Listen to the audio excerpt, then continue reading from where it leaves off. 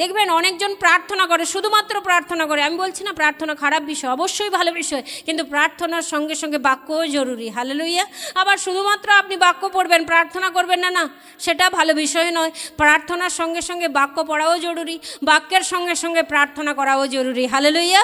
বাক্য হলো সেই বিষয় যা ঈশ্বর আমাদের জন্য বার্তা পাঠিয়েছেন, আর প্রার্থনা হলো সেই বিষয় যেটা আমি ঈশ্বরের কাছ থেকে চাইছি। আমার সমস্যা, আমার অসুবিধা, আমার রোগ, আমার ব্যাধি, আমার এটা চাওয়া ওটা চাওয়া, এটাই হচ্ছে প্রার্থনা। আর ঈশ্বর তার বাক্যের মাধ্যম দ্বারা আমাদেরকে রোগ ভালো করার ক্ষমতা পাঠিয়েছেন।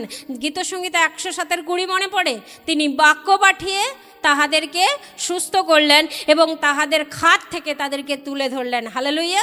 আর আজকে ঈশ্বরের বাক্য কি বলছে?